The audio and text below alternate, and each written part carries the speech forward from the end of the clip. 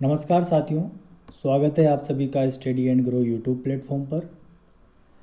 इस वीडियो में इस सीरीज़ की तीसरी वीडियो है वर्ल्ड ज्योग्राफी की, और इसमें हम बात कर रहे हैं दक्षिण अमेरिका की। और दक्षिण अमेरिका में हमने बहुत सारे बिंदुओं को समझा था, तो उसके आगे बढ़ते हैं और आज के लेक्चर में देखेंगे दक्षिण अमेरिका के और भी महत्वपूर्ण तथ्य, और उसके बाद अगला महाद्वीप के बारे में पढ़ेंगे, अफ्रीका के बारे में। तो दक्षिणी अमेरिका महाद्वीप में हमने कुछ महत्वपूर्ण बातें करी थी, उसके बाद हम दोबारा करेंगे ताकि हमारा रिवीजन भी हो जाए। तो सबसे पहले बात करेंगे कि यहाँ की जो सबसे महत्वपूर्ण पर्वत श्रृंखला है दक्षिण अमेरिका की, उसका नाम आता है एंडीज पर्वत श्रृंखला, जो कि संसार की सबसे बड़ी पर्वत श्रृंखला है, विश्व की सबसे बड़ी। तो विश्व की सबसे लंबी पर्वत श्रृंखला है एंडीज़। हमने बात करी थी, सबसे पहले एंडीज़ है, उसके बाद आ जाती है रॉकी पर्वत, फिर हिमालय, और हिमालय के बाद great dividing range, great dividing range जो कि ऑस्ट्रेलिया में। तो एंडीज़ पर्वत की सबसे ऊंची चोटी की बात करें तो वो है एकांकगुआ, जिसकी ऊंचाई है 6,960 मीटर। तो एंडीज सबसे लंबी पर्वत श्रृंखला है पूरे विश्व में, लगभग 7,000 किलोमीटर ये लंबी है। उसी तरह आगे देखें तो यहाँ की जो महत्वपूर्ण नदी है, जो वेनेजुएला देश में बहती है, जिसका नाम है ओरिनिको नदी। और ओरिनिको नदी की सहायक नदी है कारोनी, और कारोनी पर एक जलप्रपात है जिसका नाम है एंजल जलप्रपात, एंजल जलप्रपात, एंजल वाटरफॉल, जो कि संसार का सबसे ऊंचा जलप्रपात है। तो एंजल जलप्रपात कौन सी नदी पर है? कारोनी नदी पर, जो किसकी सहायक नदी है? ओरिनिको नदी की। और इसको कारोनी या फिर केरू नदी भी कहा जाता है। उसके बाद बात करें संसार की सबसे बड़ी नदी, सबसे बड़ी नदी, सबसे बड़ी नदी क्यों कहा? क्योंकि इसमें जल जो पाया जाता है उसकी मात्रा काफ़ी अधिक होती है, जल भराव की दृष्टि से माना जाता है। सबसे लंबी नदी की बात नहीं कर रहे हैं, सबसे बड़ी नदी की बात कर रहे हैं। तो सबसे बड़ी नदी है अमेजन नदी, और अमेजन नदी जो है 2 देशों में बहती है, पेरू और ब्राज़ील में, और इसका उद्गम होता है एंडीज पर्वत से। तो इस अमेजन नदी की खास बात यह है कि ये जो नदी है, यहाँ पर सघन वन पाए जाते हैं इस क्षेत्र में। इन वनों को कहा जाता है सेलवास। क्या कहा जाता है? सेलवास, जो कि वर्षा वन है। यहाँ पे वर्षा काफ़ी अधिक होती है, और इसी को विश्व के फेफड़े कहा जाता है, विश्व के फेफड़े या फिर लंग्स ऑफ वर्ल्ड इसका नाम। उसके बाद 3 नदियों की और बात करेंगे। एक नदी है पराना नदी, एक उरुग्वे, एक परग्वे। जो यहाँ पर ये उरुग्वे और परग्वे देश भी है।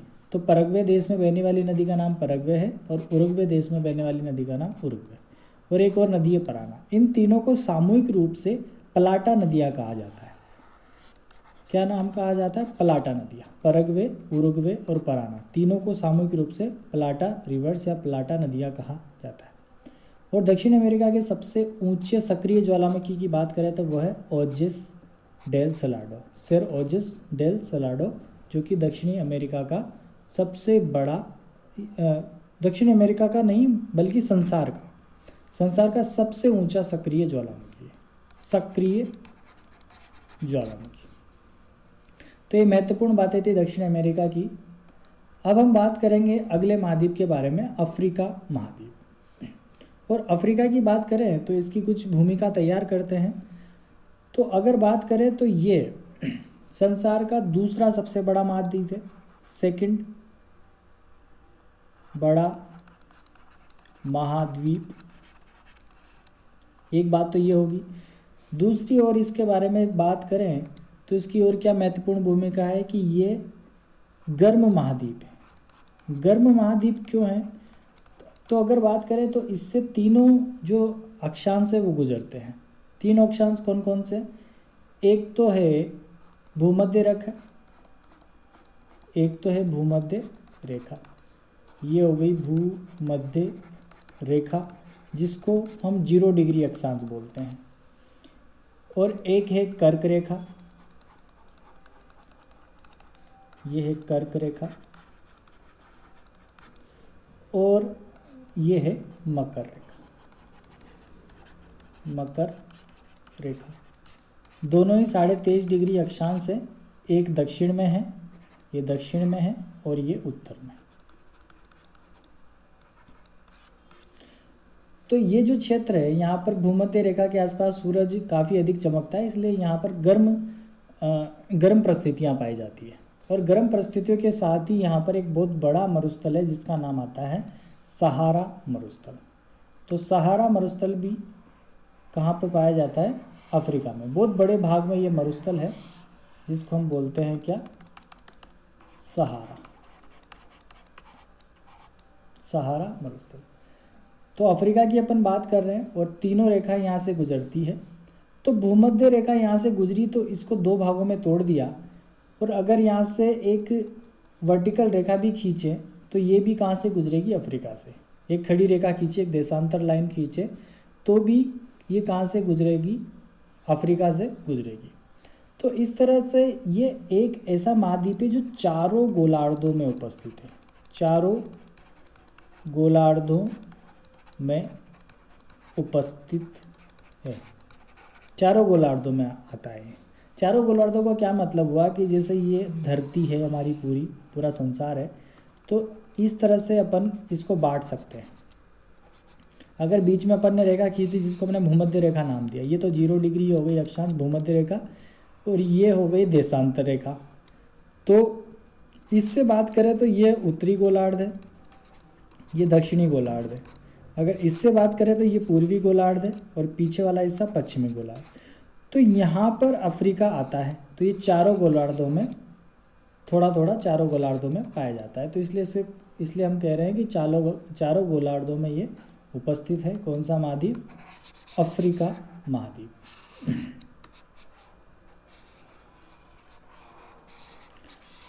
तो ये चारों गोलार्धों में उपस्थित है। और बात करें इसके बारे में तो ये है मानव जाति की जो उत्पत्ति हुई थी वो अफ्रीका महाद्वीप से मानी जाती है। तो मानव जाति की उत्पत्ति या कह सकते हैं या होमो सेपियंस की जन्मस्थली, होमो सेपियंस की जन्मस्थली। होमो सेपियंस किसको कहते हैं? जो मनुष्य है उसका वैज्ञानिक नाम है होमो सेपियंस। तो मनुष्य की जन्मस्थली कहा जाता है इस महाद्वीप को। तो इस तरह से कुछ महत्वपूर्ण बातें हैं कि दूसरा सबसे बड़ा महाद्वीप है, और क्षेत्रफल में ही नहीं बल्कि ये जनसंख्या में भी दूसरा बड़ा महाद्वीप है, क्योंकि सबसे ज़्यादा जनसंख्या एशिया में है और उसके बाद अफ्रीका में पाई जाती है। तो जनसंख्या और क्षेत्रफल दोनों में ही बात करें तो ये दूसरा सबसे बड़ा महाद्वीप है अफ्रीका। और तीनों रेखाएं यहाँ से गुजरती है, कर्क रेखा, भूमध्य रेखा और मकर रेखा। और इन तीनों रेखाओं की खास बात करें तो भूमध्य रेखा जो है यहाँ पे अफ्रीका में एक नदी बहती है, उस नदी का नाम आता है कांगो नदी। तो कांगो नदी अगर मैं बनाऊँ यहाँ पर तो इस तरह से कांगो नदी बहती है और ये भूमध्य रेखा को 2 बार काटती है। तो कौन सी नदी है? कांगो नदी। इसको जायरे नदी भी बोलते हैं, जायरे नदी, कांगो जायरे नदी भूमध्य रेखा को 2 बार काटने वाली नदी है। और जबकि मकर रेखा की बात करें तो यहाँ पे अफ्रीका में ही एक नदी मकर रेखा को 2 बार काटती है जिसका नाम है लिम्पोपो नदी। लिम्पोपो नदी। और कर्क रेखा को 2 बार कौन सी नदी काटती है? जो कि राजस्थान में बहती है, माही नदी। तो अपन बात करें कर्क रेखा को, ये कर्क रेखा, और कर्क रेखा को 2 बार काटने वाली नदी का नाम है माही नदी, जो उल्टा यू के आकार में बहती है। भूमध्य रेखा को 2 बार काटने वाली कांगो या जायरे नदी, और लिम्पोपो नदी मकर रेखा को 2 बार काटती है। तो ये अफ्रीका महाद्वीप की कुछ और बातें हम करें तो ये मैंने अफ्रीका महाद्वीप यहाँ पे बनाया, इस तरह से ये अफ्रीका महाद्वीप का नक्शा है।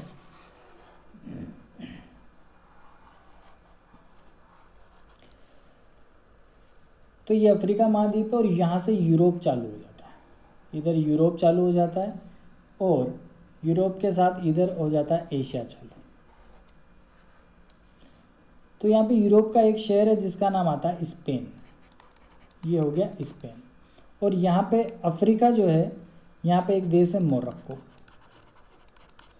तो स्पेन देश और मोरक्को देश, इसके बीच में यहाँ पर अगर पीछे की बात करें दक्षिणी अफ्रीका के, तो इधर तो है अटलांटिक महासागर, अटलांटिक महासागर, अटलांटिक महासागर। और इधर बात करें तो इधर ये वाला जो क्षेत्र है, ये पूरा क्षेत्र, ये है भूमध्य सागर का, ये है भूमध्य सागर, भूमध्य सागर। तो अटलांटिक महासागर और भूमध्य सागर के बीच में यहाँ पर दोनों अगर महाद्वीप की बात करें तो इनके बीच में एक जल संधि का नाम आता है जिसको बोलते हैं जिब्राल्टर जल संधि। कौन सी जल संधि?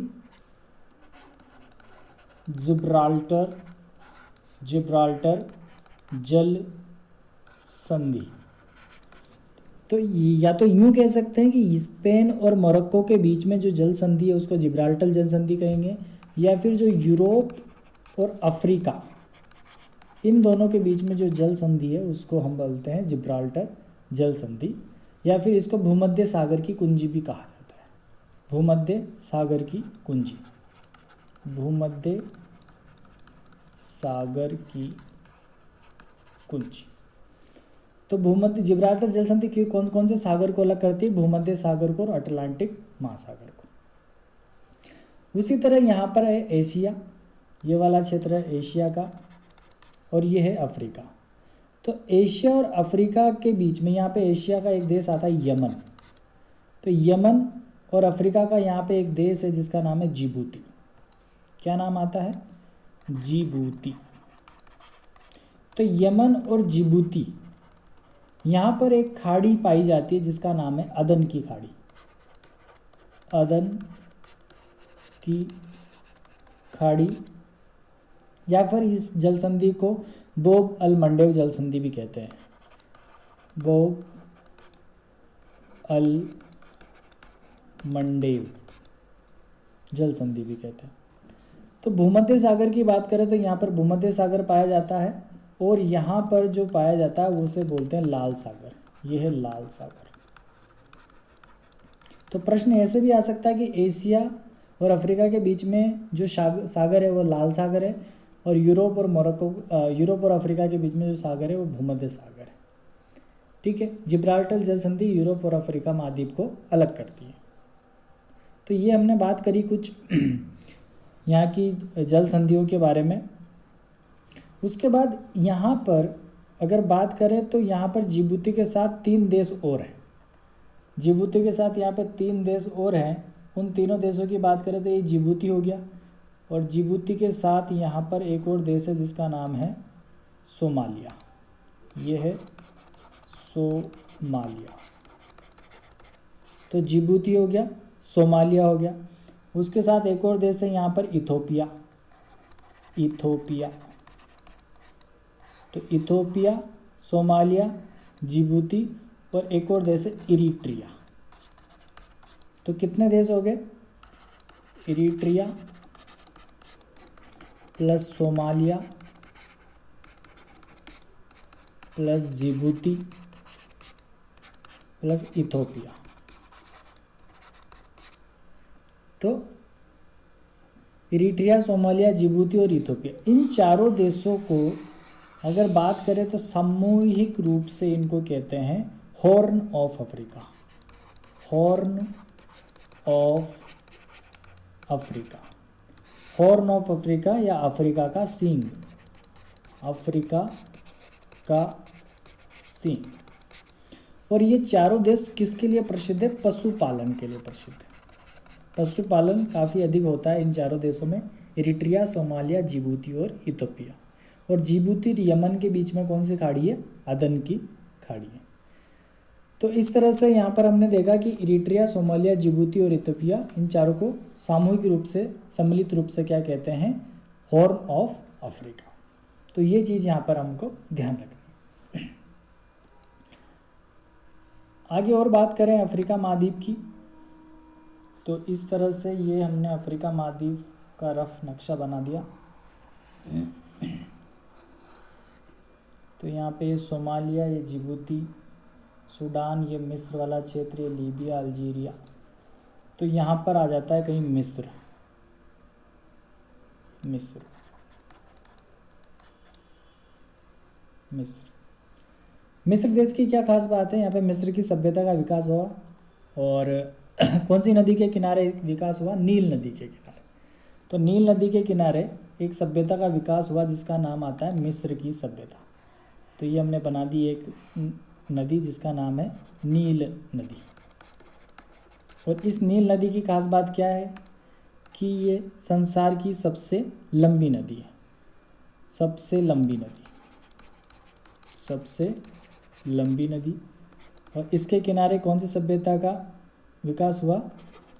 इजिप्ट या फिर मिस्र, जिसको हम कहते हैं मिस्र की सभ्यता, या फिर मिस्र के पिरामिड जो बने हुए हैं, मिस्र के पिरामिड।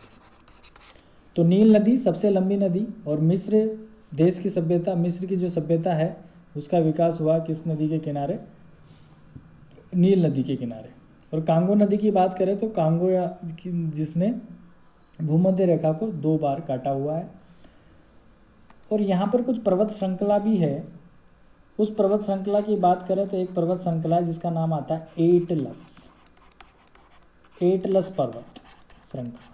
और एटलस पर्वत श्रृंखला की जो सबसे ऊंची चोटी है उसका नाम आता है टोबकल। ये इसकी सबसे ऊंची चोटी है, सबसे ऊंची चोटी। कौन से पर्वत की? एटलस पर्वत की। और ये नवीन वलित पर्वत है, एक नवीन पर्वत है, नवीन वलित पर्वत जिसको हम बोलते हैं एटलस पर्वत। उसके साथ यहाँ पर एक और पर्वत है जिसका नाम आता है केमरून पर्वत। केमरून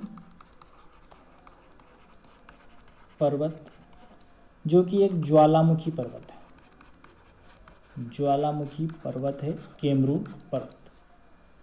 उसी तरह एक और पर्वत श्रृंखला यहाँ पर पाई जाती है किलिमंजारो। किलिमंजारो जो कि अफ्रीका की सबसे ऊंची चोटी है, अफ्रीका की सबसे ऊंची चोटी जिसका नाम क्या है? किलिमंजारो। और कौन से देश में ये है? तंजानिया में। तो तंजानिया, किलिमंजारो, अफ्रीका की सबसे ऊंची चोटी, काफ़ी महत्वपूर्ण है, याद रख लेना। किलिमंजारो अफ्रीका की सबसे ऊंची चोटी, नील नदी जो कि अफ्रीका में बहती है जिसके किनारे मिस्र की सभ्यता का विकास हुआ, संसार की सबसे लंबी नदी, और एटलस पर्वत श्रृंखला जो है टोबकल में पाई जाती है। एटलस पर्वत श्रृंखला की बात करें तो 3 देशों में फैली हुई है। कौन कौन से देश हैं? एक तो यहाँ पर देश था मोरक्को, जो मोरक्को और स्पेन के बीच में यहाँ पर जिब्राल्टर जल संधि है, जिब्राल्टर जल संधि हमने अभी बात करी। और मोरक्को के बाद अल्जीरिया,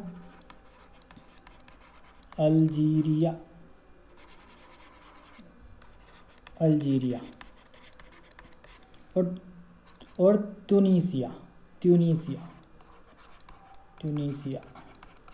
तो मोरक्को, अल्जीरिया और ट्यूनीसिया तीनों देशों में एक पर्वत श्रृंखला है, एटलस पर्वत श्रृंखला, जिसकी सबसे ऊंची चोटी क्या है? टोबकल है। किलिमंजारो अफ्रीका की सबसे ऊंची चोटी है जो कहाँ पर है? तंजानिया में है। और एक और पर्वत है यहाँ पर ड्रेकन्सबर्ग पर्वत। एक और पर्वत का क्या नाम है? ड्रेकन्सबर्ग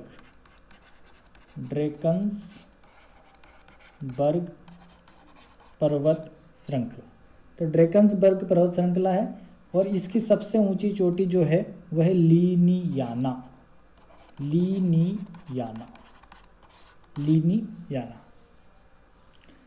तो हमने बात करी पर्वतों की यहाँ पर, एटलस पर्वत, केमरून पर्वत, ड्रेकन्सबर्ग पर्वत और किलिमंजारो जो कि अफ्रीका की सबसे ऊंची चोटी है। नील नदी की बात करी जिसके किनारे मिस्र की सभ्यता का विकास हुआ है। और हमने एक नदी के बारे में और बात करी थी कांगो या जायरे नदी जो भूमध्य रेखा को 2 बार काटती है। भूमध्य रेखा को 2 बार कौन सी नदी ने काटा है? कांगो नदी ने, जो भी कहाँ बहती है? अफ्रीका में ये बहती है। और भी बहुत सारी नदियाँ हैं यहाँ पर, जैसे वोल्टा नदी, नाइजर नदी, कांगो, जाम्बेजी, लिम्पोपो नदी जिसने मकर रेखा को 2 बार काटा, और विश्व की सबसे लंबी नदी जो कि नील नदी है। आगे और बात करें इसकी, तो इस पे कुछ मरुस्थल है, उन मरुस्थलों को हम देखें तो ये हो गया हमारा अफ्रीका महाद्वीप का नक्शा। एक रफली नक्शा मैं बनाता हूँ, ये रहा। यहाँ पे हॉर्न ऑफ अफ्रीका, सोमालिया वगैरह देश, फिर मिस्र, फिर लीबिया, अल्जीरिया और मोरक्को। तो यहाँ पर बीच में सबसे ज़्यादा देशों में एक मरुस्थल फैला हुआ है जिसका नाम है सहारा मरुस्थल। कौन सा मरुस्थल? सहारा। और एक मरुस्थल यहाँ पर है जिसका नाम है नामीबी मरुस्थल। नामीबी मरुस्थल। और एक और मरुस्थल है जिसका नाम है कालाहारी मरुस्थल। कालाहारी मरुस्थल। किन की बात कर रहे हैं अपन? मरुस्थलों की। कौन से महाद्वीप में? अफ्रीका महाद्वीप में। तो कालाहारी मरुस्थलों की बात करें तो ये 3 देशों में फैला हुआ है, बोत्सवाना, नामीबिया और दक्षिणी अफ्रीका में। जबकि नामीबी जो मरुस्थल है केवल कौन से देश में है? नामीबिया में है।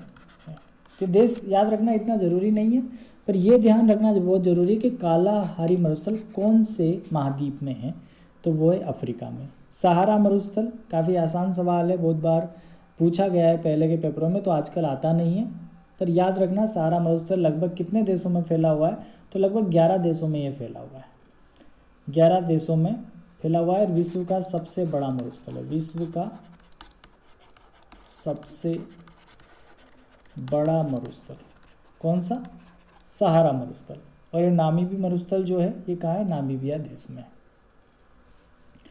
और मरुस्थल के साथ साथ यहाँ पर घास के मैदान भी पाए जाते हैं। उन घास के मैदानों की बात करें तो 2 तरह के घास के मैदान हैं। एक तो शीतोष्ण